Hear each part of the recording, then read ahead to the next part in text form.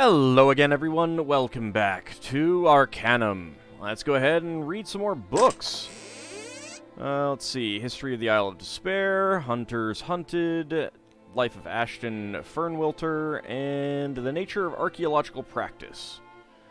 Let's see. Can I grab them all? Yeah, it's fine.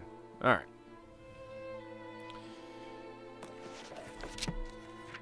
Geographical and Magical Properties of the Isle of Despair. Brief History of the Dreaded Penal Colony by Sir Isaac Thrush, Esquire. It has long been debated as to who first discovered the peculiar properties on the Isle of Despair and how it came to be used as a prison colony. There are historians who attribute this discovery I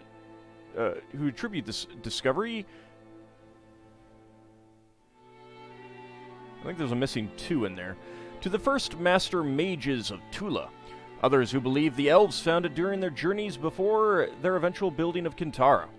In any case, it is well documented that the Isle of Despair has housed Arcanum's more diabolical social elements for well over 400 years, and that it is a perfect environment for that element due to both its geographical and magical properties. Geographically, the Isle of Despair is perfect for housing criminals and derelicts.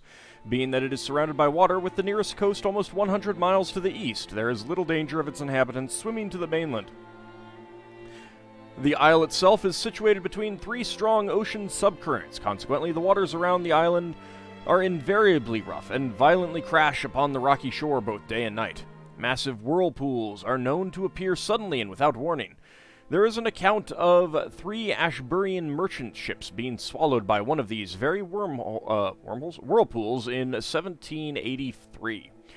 But it is not only the geographical characteristics of the island that make it the perfect prison. Inexplicably, the island seems to negate certain types of magical practices, but most importantly, those of the Conveyance College. Mages find it impossible to transport themselves from the island's surface to the mainland. Various theories have been postulated concerning this phenomenon.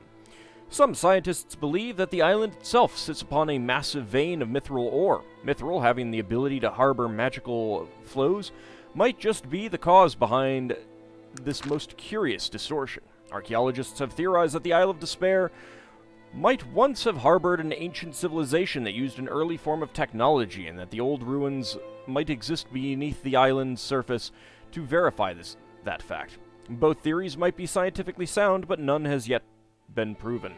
Regardless, the Isle of Despair will continue to harbor our social convicts until the day comes when its vagaries are no longer sufficient, or until we as a society no longer have the need for it. Oh goody, Fantasy Australia. Let's see, let's go ahead and read Hunters Hunted. The Hunters Hunted by Eli Baskier. When I approached Vermilion Station, my case full of schematics, I paused briefly, as I have many times since first coming to the city of Toronto 5 years ago. I never have ceased to appreciate its size and splendor. Grinning mildly, I moved to enter the station, passing through its courtyard and fountains. I had to remind myself not to loiter about the beauty of Vermilion's statuary, for I had a train to catch, and not more than minutes until it arrived. Passing through the doors of the great station, I became aware of a disturbance behind me. A man, dressed in an ill-fitting jacket of which the sleeves had been cut, was running through the courtyard, waving his arms about and causing a scene. As the man approached, short of breath, it became apparent that I was the object of his exertions. "Excuse me," the man puffed out, leaning over, clasping his knees. "Been chasing you through the whole bloody city." "Chasing me?" I said, shocked. What had I done to earn the attention of this ruffian? "Yes," he said, huffing and coughing for a final time before straightening up. "Been chasing you. I notice you are a practitioner in the devices of technology, is it?" I was taken aback as to how this complete stranger knew of my background in the field of technology, yet I replied simply, "Yes, that is correct." He smiled a smile as broad as his face, until I was sure his skin would split. "Good, good," he said, clearly pleased. "So you work with gunsmithing, explosives, and the like?" "No," I replied, for in truth I had very little experience in those fields of study. "What?" the man said darkly, no longer pleased. "You study technology, don't you? What do you know about them?" "Oh, what do you know about them?" "Therapeutics," I replied, "discovering the effects of new substances we can create." Like gunpowder, maybe? The man asked, his mood starting to lighten. Well, no, actually, I was forced to admit. That would be more in the field of chemistry, which I have dabbled in as well. The man's face lit up again, and he turned his head to ask, Will he do? I suddenly became aware of two others who had approached me from behind, standing silently during the exchange. As I whirled to regard them, I realized from their sloping brows and jutting jaws that I faced Half Orcs. One of them nodded. Yeah, he'll do. Now, come on, eh? Bomber's already on the train. Hurry up and get him loaded. Train? What train? I have a destination of my own. And I can assure you chaps that it is not the same as yours, I said indignantly. It is now, the other half-orc said. Now come on, Professor, before we have to get rough with you. We promise we won't take up more than a week of your time. Oh yeah, it's just a week, it's fine. All we want is your professional opinion on something. He grabbed one of my shoulders and began to push me towards the train, while the other half-orc seized my other shoulder and did the same. I realized I should play along with these miscreants, at least for the moment, while they seemed to offer me no real harm. Of course, you know, there should be, like, guards or something around that you could call out to. Very well, I said. Where are we going? Stillwater, the first half-orc replied. During the train ride, I was able to learn about my companions. The two half-orcs were Wilhelm and his older brother, Klaus. They were loud and boisterous companions, possessed of great physical strength. Balmer was an immense half-ogre of middling intellect, barely able to form coherent sentences. The brothers spoke little of his background, only that they had found him hiding out in an abandoned farmhouse. The human member of their group who had stopped me in Toronto was Jacob. He spoke little during our trip, preferring to let the brothers do all the talking. Not one of them would tell me their purpose, nor the reason for my going with them. Instead, they seemed to argue only about irrelevant things. They were silent now, though, as we disembarked near Stillwater to finish traveling by wagon. Stillwater was still as its nature implied. It contained none of the loud, noisy bustle of Toronto, a growing and advancing city. Nothing suggested that this was the town where Gilbert Bates had first constructed his steam engine that had so shocked the magical community. The streets were mostly empty. I spotted a dwarf making his way through the town, doubtless traveling here from the Grey Mountains to trade for food and other sundries. There was a shopkeeper shoveling the snow from in front of his shop. There was one fellow lurking near the entrance to town that seemed to me to be up to no good. He stared long at our company, especially Balmer, with an unpleasant smile on his face.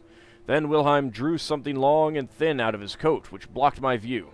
Whatever he brandished, it made the bounty hunter hurry on his way. I turned to Wilhelm as Jacob entered the hotel to procure rooms.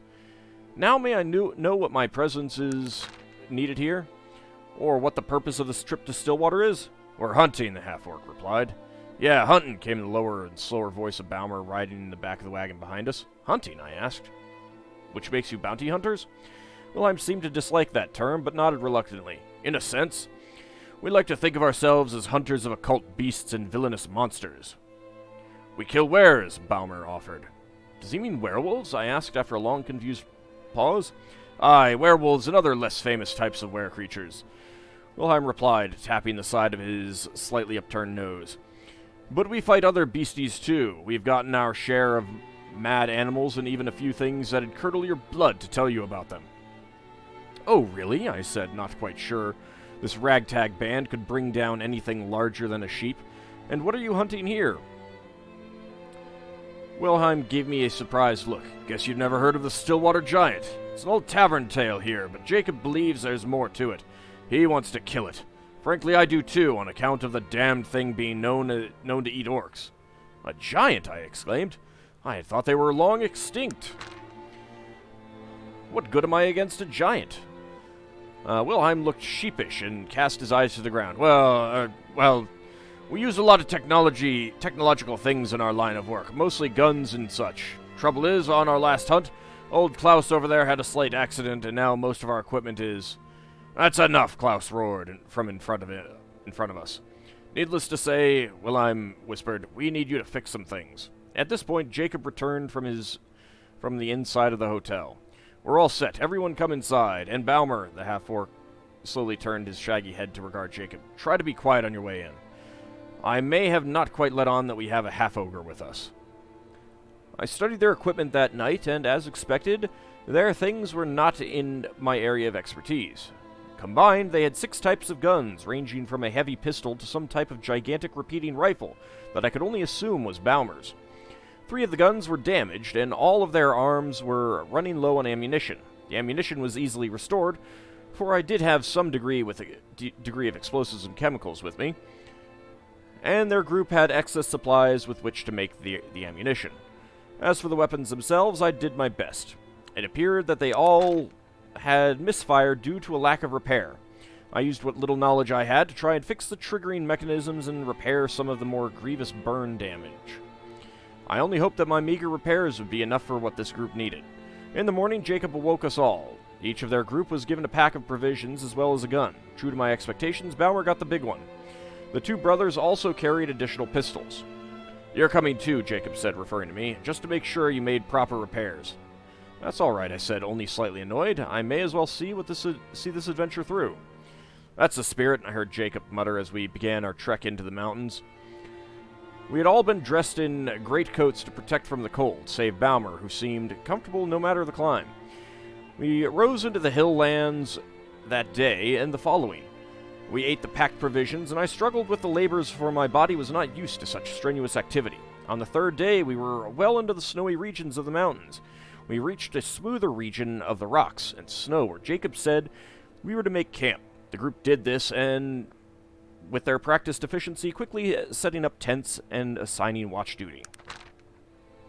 As I lay in my bed that 3rd night, it was hard to get to sleep due to the mountain air. Whatever rest I would have gotten was shattered as a loud, brain inhuman cry echoed through the still mountain air.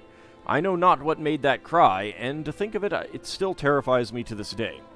The camp scrambled into motion at once. Balmer stormed out of his tent in full gear, while Klaus, who was standing watch, was already prepared. Jacob and Wilhelm soon followed suit. "Came from there," Klaus said, pointing off into the night. I myself had been unable to discern a direction the cry might have erupted from, for it seemed to originate out of the thin night air itself. They set off into the dark, and I followed, not wishing to be left behind. They moved over the sharp and treacherous rocks until Balmer held up his hand for them to stop. His ogre senses had smelled something. They all clutched their firearms tightly.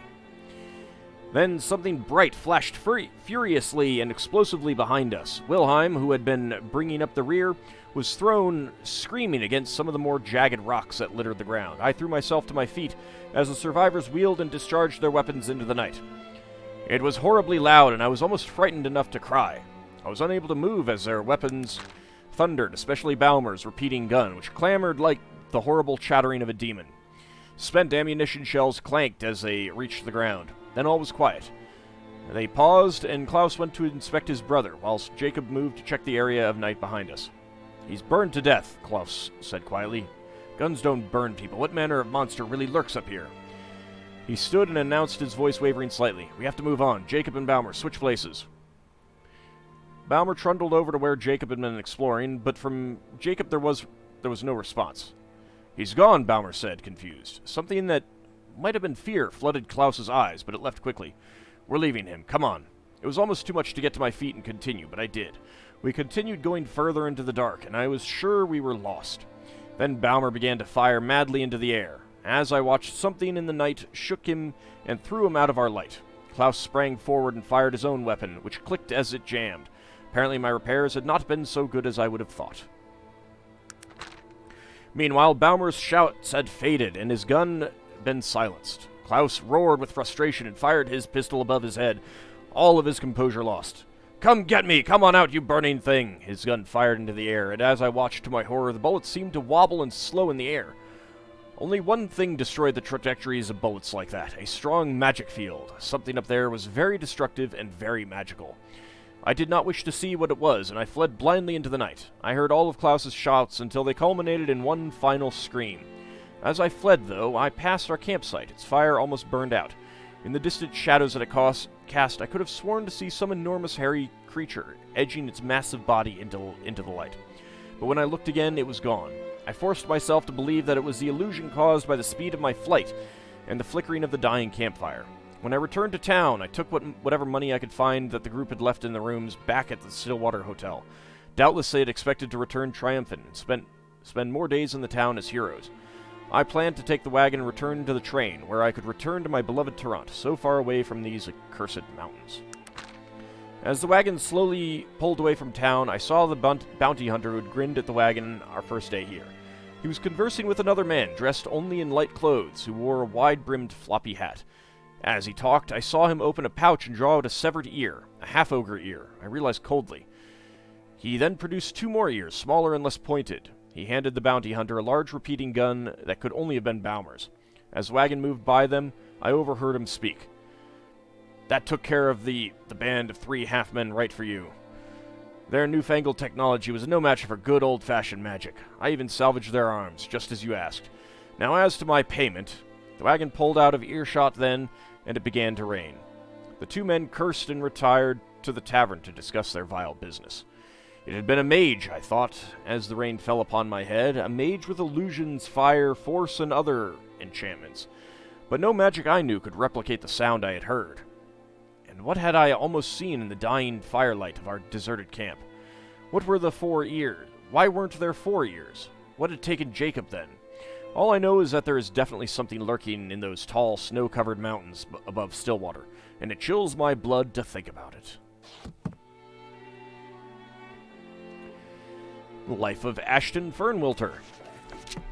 The life and times of one Ashton Fernwilter. I have chosen to chronicle my life now for the very simple reason that soon I may no longer be alive, and I have survived all others who might share my tale.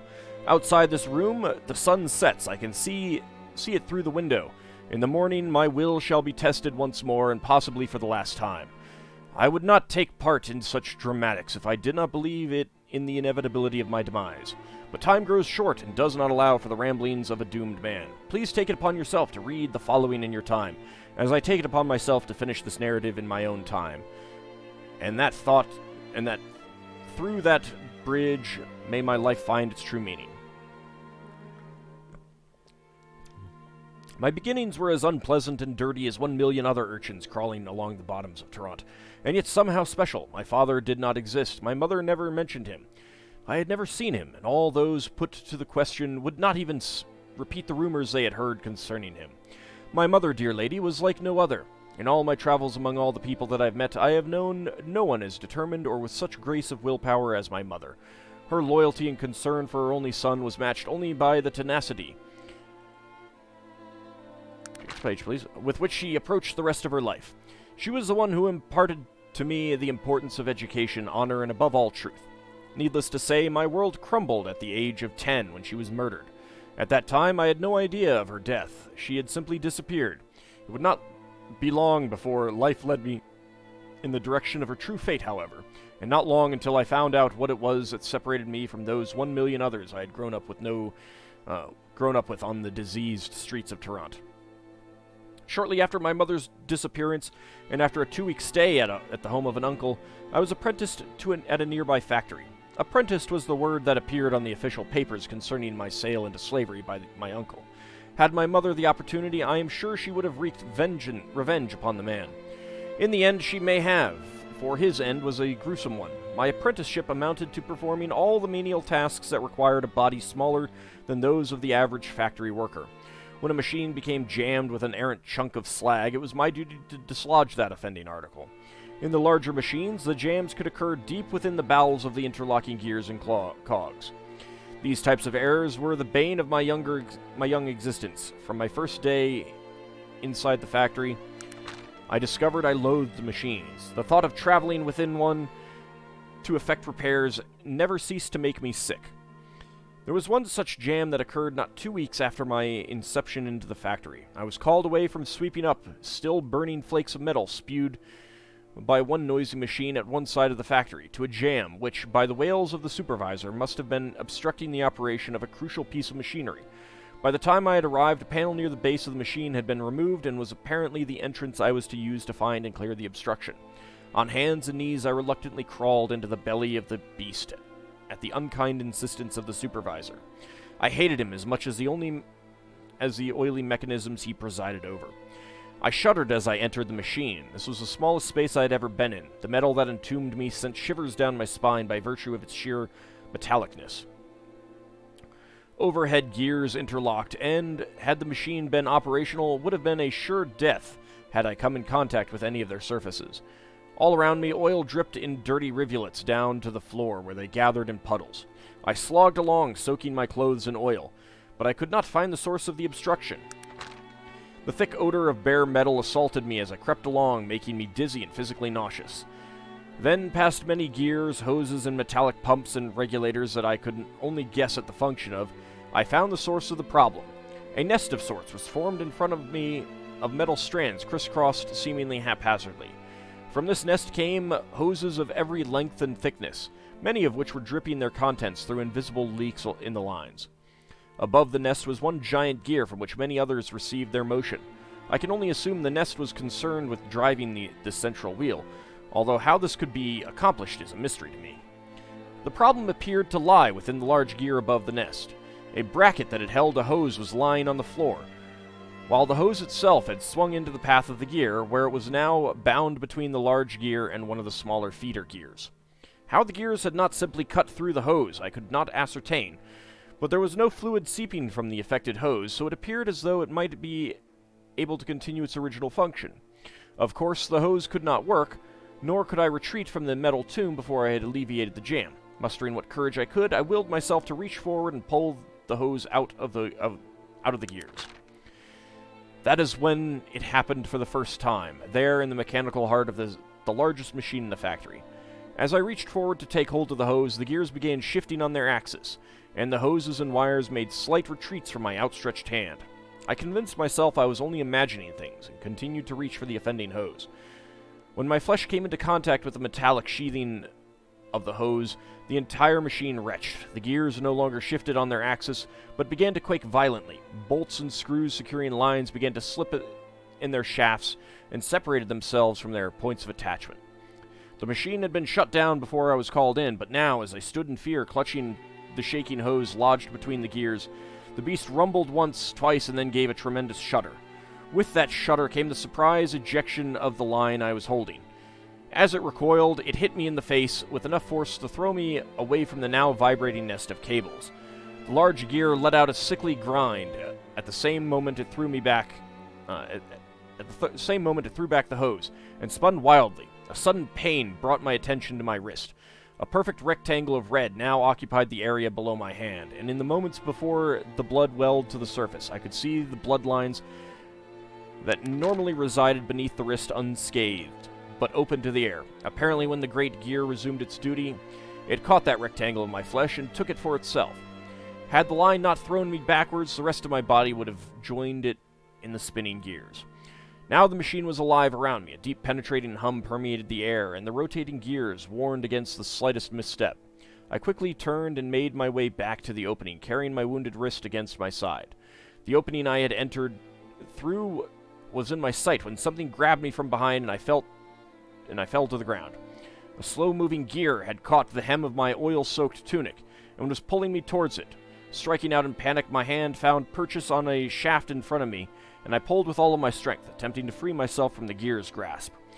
With a rip, the gear finally let go. Contented with the large part of my tunic it had ripped away.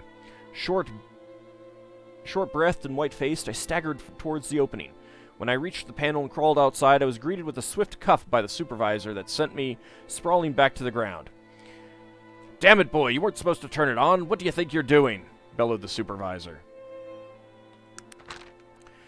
This first outburst was followed by another fist to the back of my head. "Chief, the machine, she's working. He did all right. We can get back on schedule now. We'll make the shipment, Chief." A soot-faced engineer had interrupted the supervisor's tirade on my behalf. "Giddy up, boy, in my office, now." Being a boy of 10, I did not question the supervisor's order, but quickly ran to his office. As was my apprenticeship a misnomer, so was the supervisor's office. Through the rear of the factory, down 2 long corridors, and beyond 3 doors, one finally came to a small bare room, lined with rotting planks. The room had a very disagreeable odor to it, the same odor that hung about the supervisor. Another rotting wood formation served as the desk, and scattered about the floor were the remains of food and other things which I dared not consider the identity of. I put myself in one of the cleaner corners and sat down to wait for the supervisor to arrive. I looked at my wrist. It was surprisingly clean. What blood had come to the surface had stayed within areas of the wound, and had made a light scab already. Near the edges of the rectangle, tinges of pink skin could be seen creeping back under the scab. I was arrested from my inspection by the opening of the door to the room. The supervisor stormed in, slamming the door behind him, and he sat down at his desk in a flurry. The rotted wood shuddered, but seemed to hold his weight. I remember being disappointed at that fact. He was a large man, a human to be sure, but vertically a large man as well as horizontally. He thrived on using his stature to intimidate those around him, which was one of the reasons I so loathed him. He did not keep a beard, although I doubt he could have had he chosen to. The hair on his head was wispy at best, although he tended to comb it such that it appeared larger than it was. His clothes, a simple though ill-fitting cotton shirt, and leather breeches in danger of losing their ability to encompass the man at any moment, were perpetually covered in stains and offal, not only from the factory, but from his exceedingly poor personal habits. "You little puke, where do you get off pulling stunts like that? You know damn well that's the most expensive machine we got here. And you go running around in the inside playing like you're a damned orc in a meat locker." "Sorry, sir," came my abashed response. Even now, so many years later, I can find no positive side to this man, or pity for his eventual fate. "Boy, you might have just broke that machine out there. It works right now, but in the morning, who knows? If that machine don't work, boy, I lose my job. I don't like not having a job." A snarl crept into his voice. "Ever since you got here, things been breaking. Things I gotta answer for." I took a step backwards. My breath caught in my throat. The air felt thick. "I don't plan to go losing my job on account of some scrub kid, neither." It became harder and harder for me to breathe. The air was so thick. "Boy, you know what this is?" He pulled open a desk drawer and produced a metallic instrument. He held the low end, wrapping his hand around a wooden portion, and looked over the tube that extended from a rough cylinder. "No, sir." "It's a gun." I hate that word. Now I had an agreement with your uncle, boy. I can't just toss you out, not while you're breathing anyway." My vision began to dim as I struggled to take in the thickening air. Through a haze, I saw a twisted grin split the supervisor's face, and the barrel of the gun swung in my direction. Then my breath failed me. I could no longer inhale. The supervisor looked as though he felt it too. His rant, to which I had been listening less and less, ceased, and the only sounds that emanated from his direction were inarticulate gurgles. His gun had lowered as well, forgotten now. The air continued to thicken and took on a dark blue hue. "You!" gasped the supervisor in my direction. "This is your—" He ceased his attempt to accuse me and raised the gun to do his talking. Okay. It's an interesting end. Well, clearly that kid had a lot of magical potential. That's why everything was breaking. Alright, and the nature of archaeological practice. Being the introductory volume to the third year's fieldwork in the Southeastern District, and musings as to the classification of archaeological practice as science or art, by Elias Thorne, Director of Excavation, and published under the auspices of the Secretary General of the Archaeological Survey of Arcanum. How far we have come! There are few things which appear to us at the present day so strange as the work of past scholars. Conversely, there are as few things as edifying as examining the progress we have made in our understanding of even the most remote and ancient of times. When I think of the scholastic work that was being done not 5 decades ago, even by such noted luminaries as Robert de Carolus or Agnes Festal, I marvel at the strides we have taken since their time. I think of the system proposed by de Carolus for cataloging archaeological finds, whose categories seem so backward and arbitrary to the modern mind. Criteria as disparate as an object's color, its use in agriculture, degree of preservation, whether it contained writing, suitability for display, were all to be considered equal in his schema. And while admittedly all of those factors are important to some degree, I need not remind the gentle reader that it is a sign of faulty method to heap such diverse elements together into a single rubric. We need only compare the old ways with the modern techniques of comparative stylistic analysis and the systemic techniques now enjoyed to establish relative chronologies in order to feel a not undeserved sense of pride. However, lest I be accused of thoughtlessly attacking our forebears, let me qualify some of my previous and somewhat unguarded statements. For all of their apparent errors of fruitless theorems, those past academicians are the giants upon whose shoulders we now stand. In their own day, these great thinkers launched our discipline as a formal area of study and called into question the plundering and looting of ancient sites that had been praised as heroic for centuries. I shuddered when I think of the damage these self-serving, albeit adventurous treasure hunters inflicted upon the material records at so many of Arcanum's greatest ancient sites. These quests were little more than self-indulgent vandalism perpetuated in the name of personal gain and notoriety. Our diligent predecessors crusaded to raise civic awareness about the precious nature of Arcanum's early sites and inspired a zeal for understanding the past that drives us still. So although we may gently correct the imperfections of those archaeologists who have gone before us, we also remain securely in their debt. Thus, having come to terms with the triumphs and shortcomings of the past, I would now turn to the fractious divisions that confront all of us in the present. We are in no position to rest upon our laurels, and must address the recent debates and quarrels that have beset our forum of academic discourse. I refer, of course, to the preface of last year's publication in this same series of fieldwork reports. In that excellent volume, my esteemed colleague Lila Margolis Sen, perhaps inadvisedly, suggested that recent developments in the practice of archaeology were due solely to the efforts by those who favor the technological sciences. And as no doubt the reader is aware, she goes on to claim that archaeology as a field of study should be considered a school of science in itself, as if practitioners of technology alone can lay claim to rational thought and logical analysis. Colleagues, what do such inflammatory claims gain for us in our study of the past? What do they accomplish except to distract us with constant infighting and needless dissension? I urge you to set aside your differences in method and recognize the contribution of all individuals dedicated to furthering our knowledge of the past. I will be among the first to laud Ms. Margolis Sen for her subaqueous steam pump and automated sluicing grate, which have revolutionized the practice of excavation in bogs and other sites previously inaccessible due to high water tables. But I would also claim some small measure of credit for myself in assisting her digs through my judicious application of divinatory incantations designed to determine the nature of particularly troublesome and perplexing pottery shards. Or indeed, which of us can fail to compliment the work of Phineas Lightfoot, whose command of the art has allowed him to coax the secrets out of the ground itself? I am speaking, of course, of his talent in the earthly arts, which have allowed him to locate rich sites for excavation that have lain hidden to the naked eye for centuries. Can we quantify such contributions? Do not all these efforts guide us forward toward our goal of understanding the past? Even had I the power, I would be loath to eradicate the contributions of any scholar who had contributed even one faltering step on our collective journey towards knowledge.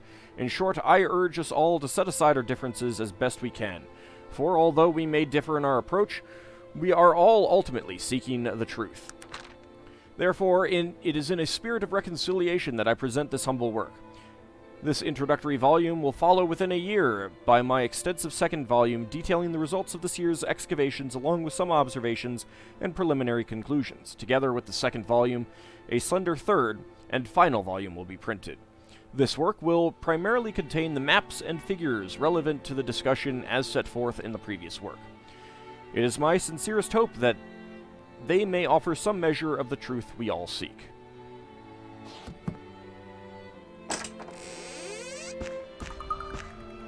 Go ahead and put those books back. Alright, what do we got over here?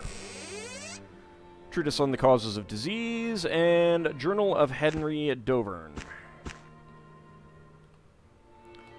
Why does escape not get me out of this menu? The Journal of Henry Dovern, Esquire. It occurs to me that there is something not quite right in the world these days. When I was a lad, we knew respect for our elders, and for authority too. Oh, great, one of these. You know, I guarantee you all of those same elders that he's talking about said the exact same thing when they were kids, or when they were younger, about their elders. And those same elders said the exact same thing about their elders, who said the exact same thing about their elders.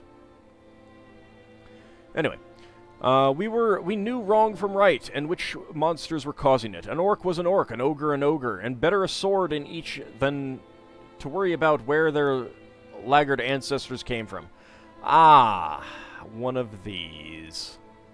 These days it seems such common concerns are too mystical for the young rabble-rousers who go about calling themselves scientists or free thinkers. Those blighters wouldn't know free thought if a mage zapped it into them.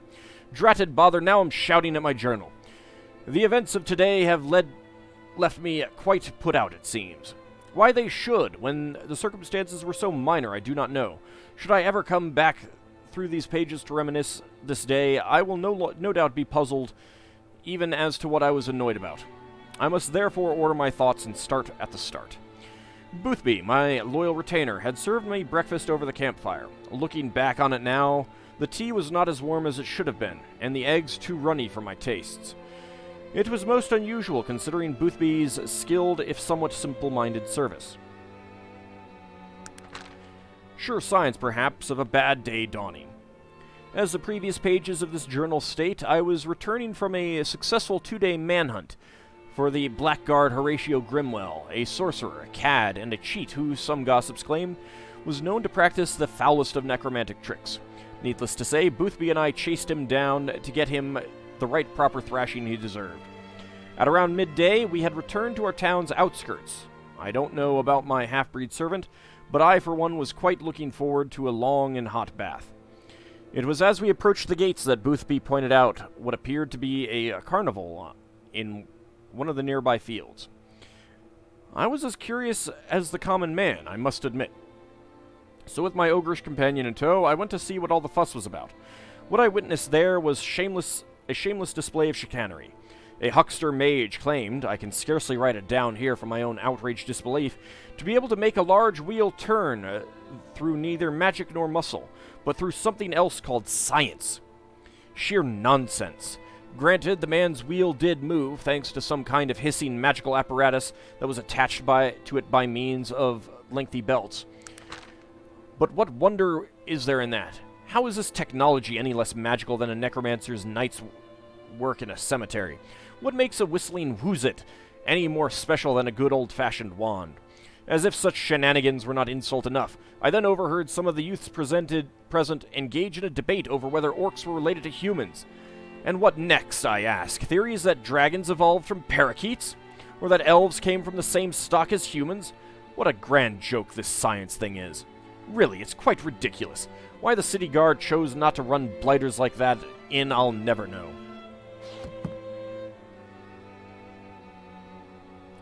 Treatise on the Causes of Disease.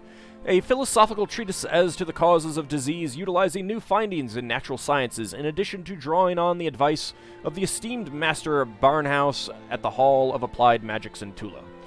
By Sir Thomas M. Hennessy. In these fine days of reason, which we today find ourselves, many things often trouble us. Likewise, with these wondrous tools that wisdom has given us we try to solve them. If we can create a steam engine that does the work of 50 men, why can't these sniffles be dealt with similarly? The problems of sniffles, it would seem, are more difficult to overcome than those of engines. Though this may be glib, it is in fact true. Thus, people today are faced with a curious quandary. Do I miss another day at the banking house or visit the practitioners of the art at the university? Why is it that today, while we leave behind useless superstitions and try, as a civilization, to raise ourselves up higher, is it that we must still bow to him at the bat's blood and crushed herbs when dealing with what ails us? No offense intended, I assure you, to those esteemed practitioners of the arts. To clarify what has held back a systemic and reasoned look at our very health. Needless to say, this is a problem that has concerned me since my days as a student at dear Toronto University. My dear mother, in fact, passed away from an illness only months before my arrival there. It was then that I decided to focus on the healing sciences instead of the chemical that I had previously endeavored. Shocked was I to find upon my arrival that, compared to the chemical sciences, the therapeutic sciences were enormously underfunded. Perhaps because the science of health had less monetary worth than the science of the blunderbuss. Despite this, I forged ahead in my studies with a drive that impressed both my fellow students and my professors. But I think they eventually became tired of my voice ceaselessly asking why. Why is it that the fluid built so quickly in her lungs? Why was he fine just this morn, but in the evening had developed advanced consumption? Why didn't you have responses to questions that concern the health of every living thing in the land? With a lack of information available from the realms of science, I turned instead in desperation to the realm of the arts, scouring every tome they had, but unfortunately there were not many on disease. Most unfortunately, most of this information was less than helpful. It was then that I encountered by chance the esteemed Master Barnhouse, who was at this time studying at Tula and vacationing in Toronto. It was he who told that these works were indeed useless, and that I was needed. What I needed was not the practice of practicing the art, but the theory. It is now that I must my deepest thanks to Master Barnhouse, for I could not have made these discoveries without him. When I had told him of my difficulties in attaining works such as that in what I thought was the massive Tarantian library, he chuckled, saying, "Would you purchase swords in a butcher's shop? Then why search for spells in a place such as this?" Then with a muttered word and a sweep of the hand, he whisked us both to the Hall of Knowledge in Tula. There I gasped at the sight of a truly massive library, and devoted in large part to the theory and application of the arts. Here my studies became earnest, and though I spent only a few months there, my heartfelt appreciation must go out to everyone who helped me there, but mostly again to my dear friend Master Barnhouse. What I learned was fascinating to say the least. In his grand library I learned of mystical chirurgeons who had spent centuries studying diseases and their cause. Most of the texts focused on one thing I found to be particularly illustrative: that when the will is focused to heal a person inflicted with a plague such as the pox or consumption, the will must drive out demons which seek to destroy the body. At first I dismissed this as superstitious hogwash, but on further examination the texts explain that since the demons could not be seen, even under magical examination, they must be far smaller than could be seen with the naked eye. It was that phrase, "smaller than could be seen with the naked eye," that sparked a thought in my head. It was a friend of mine from the university who had mentioned that his professor, a learned man who had devoted much time to the science of chemistry, had developed a clear, curved looking glass that could make faraway things appear much closer. Could this looking glass make small things appear larger too? With that thought, I returned with all possible haste to Toronto, to some bereavement to the good Sir Barnhouse, who by this time thought I could become an excellent mage, and sought out the professor. Fortunately, I found the professor to be more than interested in the task I told him, and proceeded with much haste to construct the contraption we were devising. His name, I should mention, to give him due credit, is Sir Francis Crick.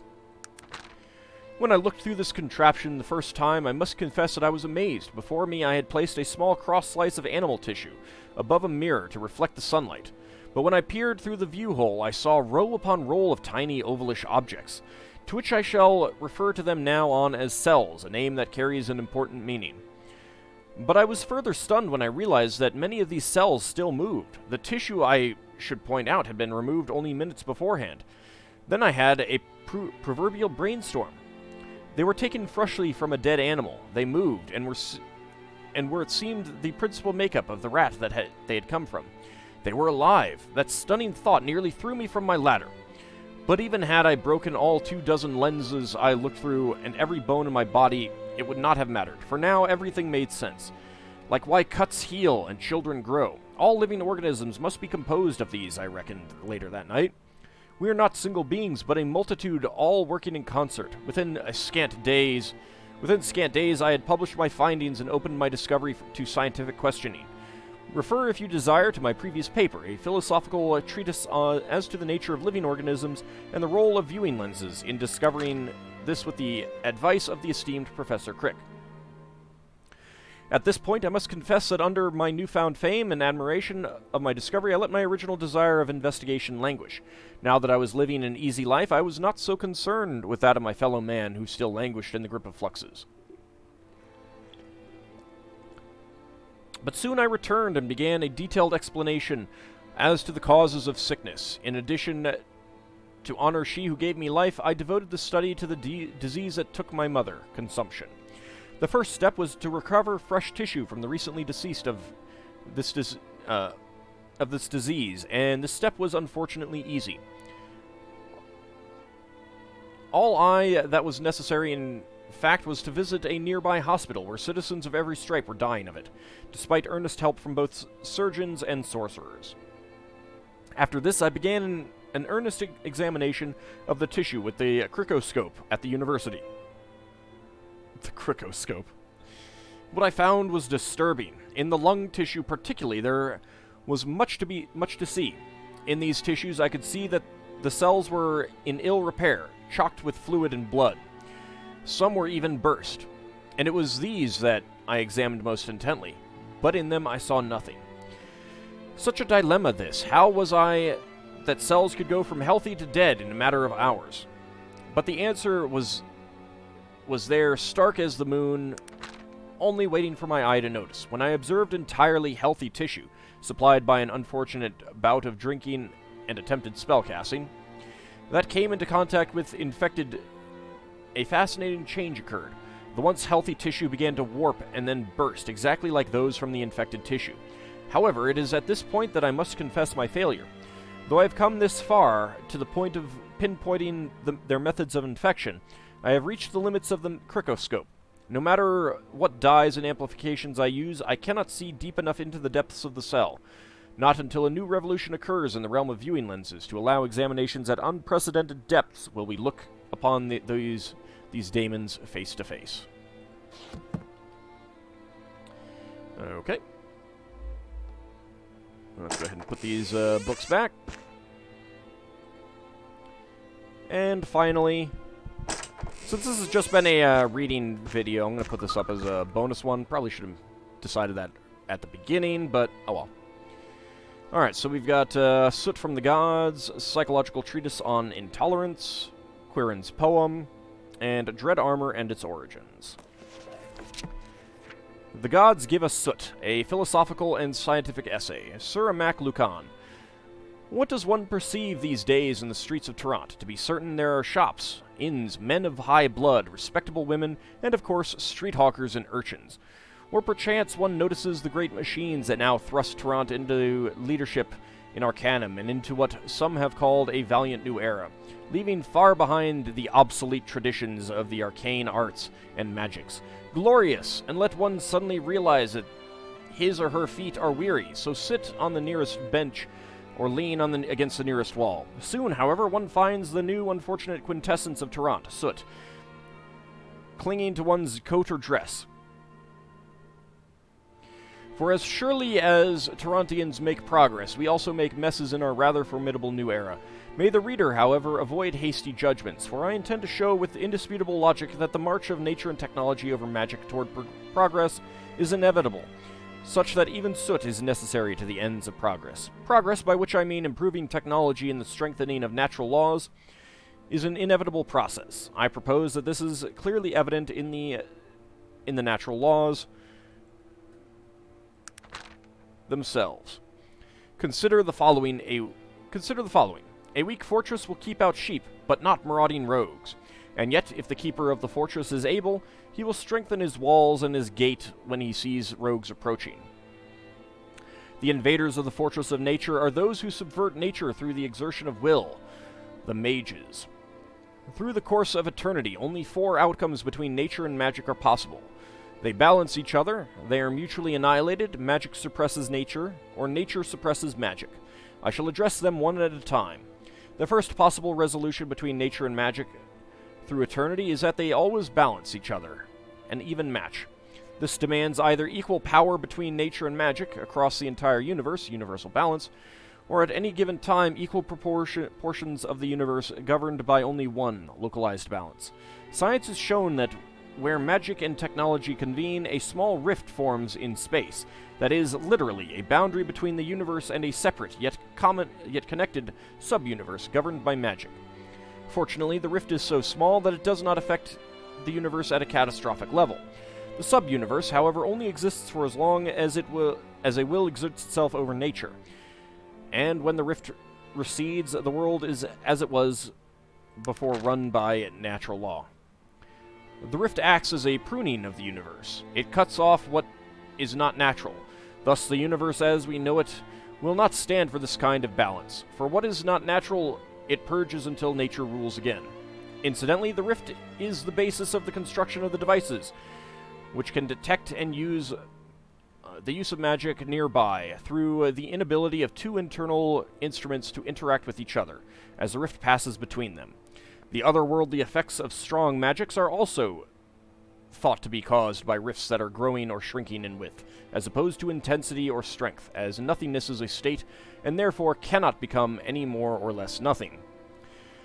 Although there is not as yet a firm explanation for this behavior, the apparent impertinence of the rift is also a mystery, one which the mages of Tula have been less than forthcoming in exploring. The second possibility, that magic and nature annihilate each other, is actually a restatement of the universal balance hypothesis noted above. This is the case because at that point nature stops functioning on a universal level, and the magic that causes it to fail must be exerting itself universally with equal strength. The universe is transformed into an infinite rift, and being ceases to be. Note that this surpasses even matter and energy, for, mysteriously, nothingness itself ceases to be. Furthermore, the wielder of such formidable skill would be required to apply his will equally and fully over the entire universe. Even in theory, this is a patent impossibility. Understand that magic, and this is an important point, if it could be exerted at this level, would be fundamentally all-powerful and yet necessarily self-destructed. "Oh, great mage," I cry, "save yourself!" And he would be unable. This contradiction implies that only the existence of natural law allows nature to be bent and broken by magic, which then must be decisively bound to nature. Yet not so nature to the magical influences within the universe and the adjoining sub-universes.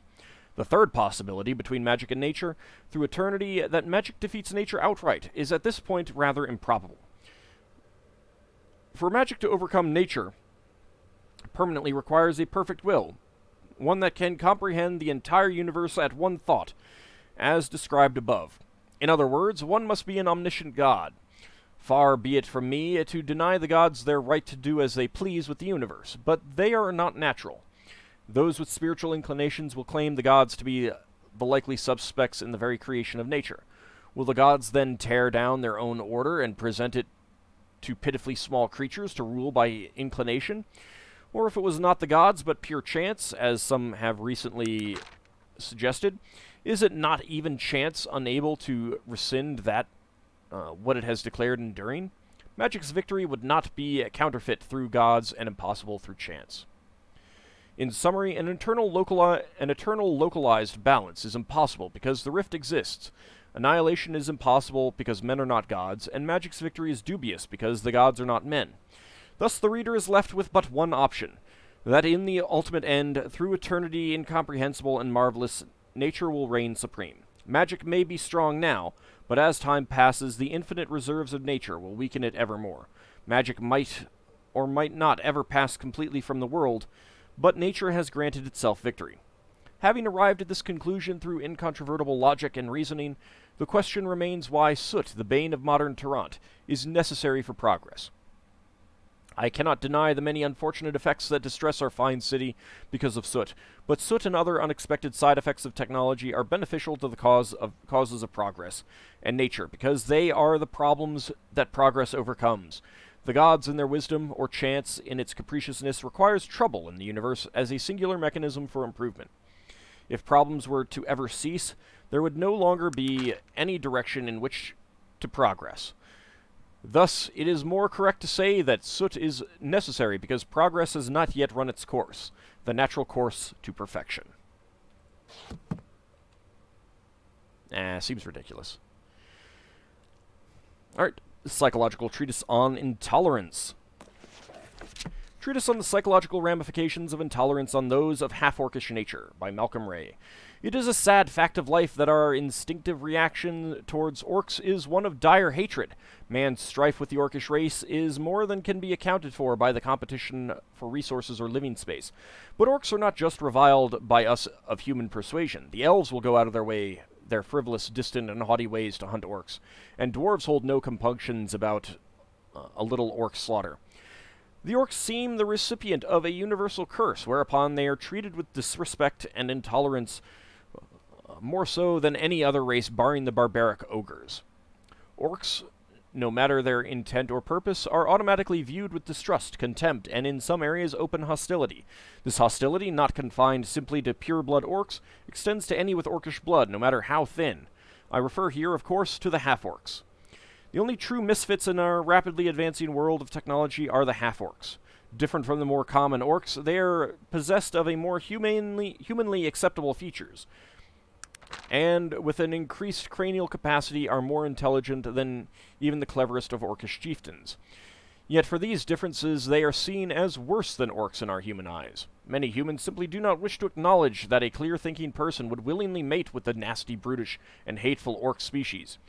I realize, however, that this type of mutually pairing is not the most common case by which a half-orc is conceived. It is yet another sad fact of life that the majority of half-orcs are formed by a carnal rape of a human female by an orcish male. It should be noted, however, that this proves nothing about the character of the orcish race, for many human males commit the assault of rape, and like orcs, do not limit their act just to their species. Many of you may remember the infamous Wool Raiser, that nefarious bandit who kept many fearing for their safety of their sheep and other livestock. Really?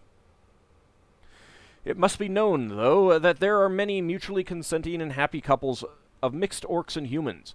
Even though mainstream humanity shuns and turns a blind eye to these couples, they do exist. My wife, who is of orcish descent, and I have been married happily for these past 24 years, and in that time she has borne me a pair of twins. It has been in the watching of the development of my 2 half-orcish sons that I have been able to gather the observations I compiled here in this tome. I shall now begin by giving the reader the stereotypical view of a half-orc, as taken as a direct quote from a recent editorial letter in my local newspaper, The Tarantian. Half-orcs are violent, quick to anger, and slow to forgive. They are only able to outsmart the dullards, the orcs themselves, and perhaps the occasional ogre. In any rate, a half-orc surely cannot hope to match wits with a normal human, nor would a half-orc be able to pass as a normal human, what with their ghastly teeth and countenance. While the letter's author remarks about a half-orc's appearance are unkind, they are true. The majority of half-orcs are unable to pass as a normal human due to their decidedly orcish features. The remarks about a half-orc's temperament are painfully true. Most half-orcs are prone to violence and fits of rage. I am convinced, however, that this violent outlook is due not only a half-orc's upbringing, but it is also directly due to the intolerance, ridicule, scorn, and outright hatred that they are treated with in society. The remarks about a half-orc's intelligence, however, are untrue, as a half-orc's intellect easily rivals that of a human. While watching my sons grow up, I was surprised at the different personalities they developed. Jonathan was looked after by a doting half-ogre nanny, whilst my other son, Simon, chose instead to go to a mainstream human college. Ogden, our ogre nanny, was very gentle with young Jonathan. As he remained at home for his schooling, Ogden and I were able to teach him many life lessons, such as treating others as you yourself wish to be treated, and showing respect and fairness in your dealings in all things. I tutored him myself and allowed the boy access to my study, where numerous tomes were kept. Jonathan was an apt pupil, consuming whole books and always wanting to know more. He enjoyed various word games, and even as a young boy, was very articulate in his writings. Under pen names, I even allowed him to write editorials to our newspaper, The Tarantian. Simon's first day of school resulted in my child becoming involved in a bit of fisticuffs due to a racial slur thrown at him by his teacher. After that, Simon simply stopped going to school and instead began to explore the more orcish section of our city of Tarant. From these orcs, Simon got a different sort of education, one of fear and desire for retaliation at those who kept the half-orcs so low. He became bitter towards humans, unable to control his temper or refrain from fights. He was radicalized. He refused to continue attendance of school again, saying that all he learned was how much the rest of the world hated him. He went on to suggest that he might as well hate it back. He was especially vengeful towards humans for making him feel lower than chamberpot spillage. His hatred towards humans grew to the point where he refused to follow my commands, his reason being that I was one of them. At this point, Simon was barely 14. At 15, when Simon reached puberty, and some of his overtly orcish characteristics began to more heavily manifest themselves, he found that the loathing directed towards him grew, as now there was no doubt as to the orcish half of his parentage. What with his increased growths of hair about his face and eyebrows, his gaining the more distinctive orcish canine teeth, and more importantly, his increased body and muscle mass. Simon put this increased muscle mass to good use, joining one of the numerous half-orc street gangs, and began to participate in crimes too numerous to count. He stopped returning home at the age of 17, when I confronted him with his actions. I have not seen my 22-year-old son for 5 years. I can only hope that he is still alive, and has not fallen prone to one of the numerous occasions of human mob anti-orc violence. Puberty hit Jonathan less hard. True, he manifested the same orcish elements physically, but since he had a much more reduced exposure to the public than Simon, he did not develop some of Simon's more destructive tendencies at this time, and instead continued his studies. Jonathan had a growing interest in the rise of technology, and remarked to me many times that he would have liked to follow an education and career in this field, perhaps even attending the Athenaeum itself. Unfortunately, this was not to be. When Jonathan went out to find himself gainful employment, he was confronted with the same bigotry as Simon. Worse, in fact, because Jonathan applied for lofty jobs, ones that humans felt could never have been done correctly by an uppity half-orc. The only jobs Jonathan could find open to him were menial ones, not requiring his intellect, but rather his muscles. Having an intellect was, in fact, a hindrance, for Jonathan knew that there was better employment available. As it was, Jonathan was forced to become one of Tarant's many street cleaners. Over time, he became bitter, like his brother, as he was forced to endure the jeers of many Tarant city-goers as he carried out his work. He was also assaulted many times by gangs of young human toughs, who delighted in showing him his place. Earlier this year, the harassment grew to a point where Jonathan, too, has joined one of the half-orc gangs, and, like his brother, has cut off contact with me. It pained me to see Jonathan grow so bitter like his brother, and forced to work in such low position, where his education was wasted. I wish that he find happiness in whatever endeavor he has now set himself upon, yet I somehow instinctively know he will find none. If Jonathan has been able to pursue his dreams of technology, I dare say he could have even rivaled the master technologists of our day. This is where the myth of half-orc stupidity comes glaringly incorrect. Half-orcs are as intelligent as humans. They are only ignorant when no one will afford them the same education given to us humans. An unschooled human may be ignorant, but is not necessarily stupid. Half-orcs are also not ever given access to stimulating or high-paying jobs, but are instead forced into becoming chimney sweeps and basic factory workers. The reason there are no affluent half-orcs is not because they are stupid, lazy, or unskilled. There is obviously something very wrong with our human society today if it can ridicule a race of people so talented and intelligent as the half-orcs, purely due to their mixed parentage. Even regular orcs seem to be treated less harshly, for they at least are natural creatures to most humans. A half-orc must seem to be an abomination, but by continuing the oppression of orcs and half-orcs, our society is only cultivating a growing culture of violence, as half-orcs are forced to lash out at a society that refuses to recognize them as equals. Dwarves, halflings, gnomes, and even the arrogant elves are treated as equals, so why cannot our half-orc sons and daughters be treated in the same manner? How can we, as a society, hope to maintain peace in this rapidly changing era of conflicting old magics and new technologies if we cannot even make peace with our half-orcish brethren? I feel that it is only a matter of time before this bitterness and resentment towards us explodes onto a much larger scale than the whole world will regret.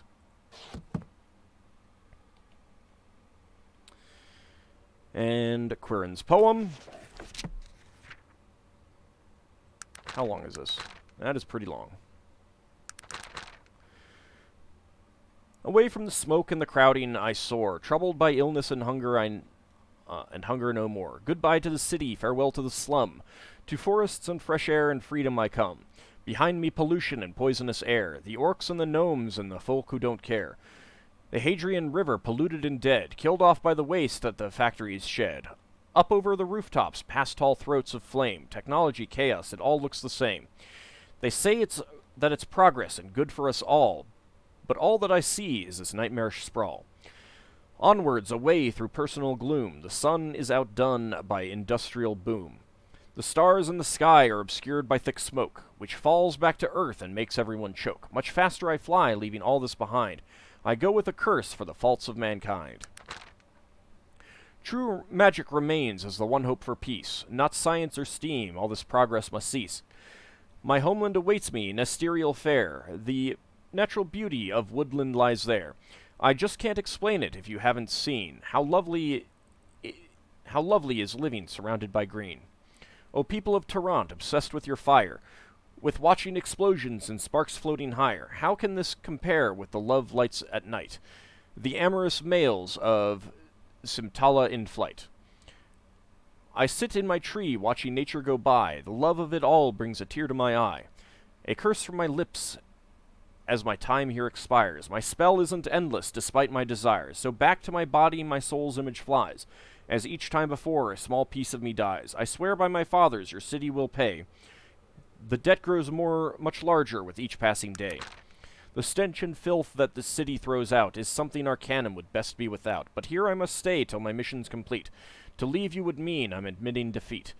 So now, having seen this, you know of my hate. By the time that you read it, you're already late. Quirin.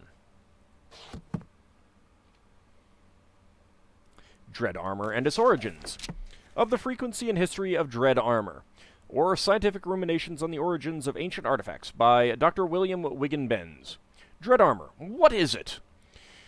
It is not infrequently that a country farmer will be tilling his fields and unearth an old shield whose leather straps are rotted away, but whose metal still shines as the day it was forged. Now is it none other than commonplace that a city businessman might unearth a helmet with similar characteristics in the dirt of his basement's foundation. These ancient pieces of armor, all bearing the same strange insignia, are found throughout Arcanum. Over the years, due to the dark and insidious nature of their emblem, they have been given a name, Dread Armor. What do we know of this dread armor? Historians from around the world have been researching this enigmatic phenomenon for years. Logic would dictate that an intelligent man begin at the most distinctive feature, the emblem. All dread armor bears the symbol of an eagle with a snake's head. I'm trying to think if I know anything like that in mythology. Not offhand. Where was I? Extensive iconographical research has divulged little in the way of enlightenment concerning this talisman. Various creatures and subcultures over the millennia have taken both the eagle and the snake as their representative symbols, but none in recorded history have taken them together. Various rumors among circles less interested in science and more with the childish fantastic have attributed this symbol to what is most often called the Darien Ka, or Ancient Order of the Dead. Such claims are little more than wild speculation, as such a group has never been proven to exist, much less to forge their own armors. Various experiments upon the metal itself have shown that it has enhanced magical properties. Experts in the field attribute the flows to dark necromancy, as well as minute traces of the force and elemental colleges. The exact age of the armor is unknown, but modern techniques have placed it near the Age of Legends. Dread armor has been found in almost every part of Arcanum, from the upper reaches of the Stonewall Mountain to the Dark Fens. The Honorable Quentin Payne, renowned explorer from the century last, purportedly found a full set of dread armor on one of his forays into the Vendragoth wastes.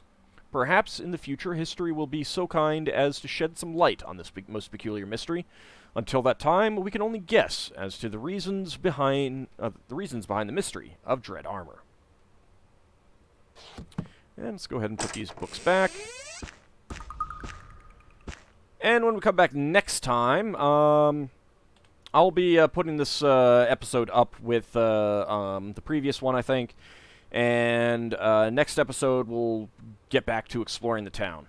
I do find those books pretty interesting. There's definitely quite a bit of inspiration taken from modern history with regards to the views on, African Americans and Africans in general and stuff like that from the Enlightenment period and stuff like that. So I do find that inspiration interesting.